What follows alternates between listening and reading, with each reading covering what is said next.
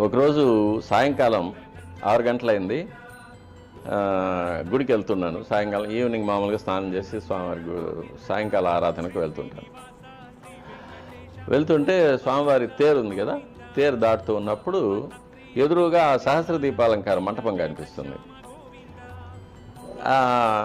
అక్కడ ఖాళీగా ఉంది. ఉత్సవర్లు సహస్ర దీపాలంకార సేవ తర్వాత ఉత్సవర్లు లోపలికి వెళ్ళిపోవాలి. లోపలికి వెళ్ళిపోతే లోపల కార్యక్రమం ప్రారంభం అవుతుంది. స్వామివారి ఎంతసేపు అయిందో తెలియదే పోయి నేను కొంచెం త్వరగా వెళ్ళాలేమో అనుకుంటుంటే ఎదురుగా ఒక అతను వచ్చారు. మామూలు ఒక రస్టిక్ విలేజర్ వచ్చారు. నేను అతన్ని అడిగాను, స్వామివారు లోపలి వెళ్ళిపోయారా, ఎంతసేపు అయింది వెళ్ళి అని.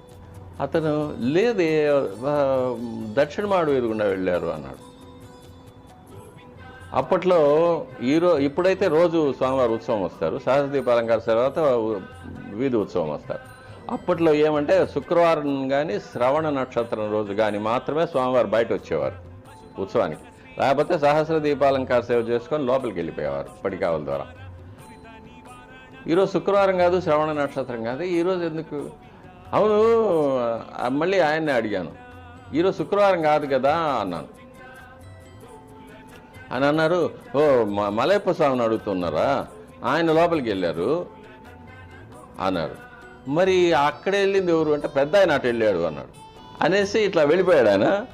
నాకు అది మైండ్లో ఒక 3 సెకండ్స్ 4 సెకండ్స్ పట్టింది ఆయన చెప్పింది అర్థం చేసుకోవడానికి. షాక్ అయిపోయి వెనక్కి తిరిగి చూశాను, ఆయన లేడు, ఎక్కడ పడ తెలియదు.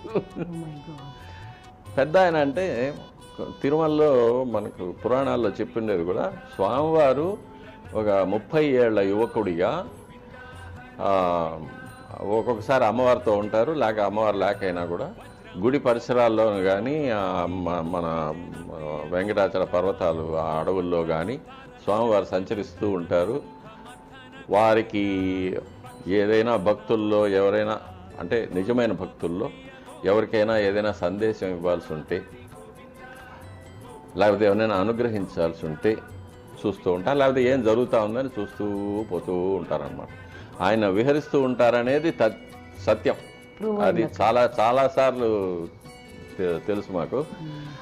ఆ రోజు నాకు ఆ షాక్ అనమాట. అంటే ఆయన వెళ్ళాడు అని, ఈయన చూశాడు అని, మరి ఈయనెవరు అర్థం కాల నాకు.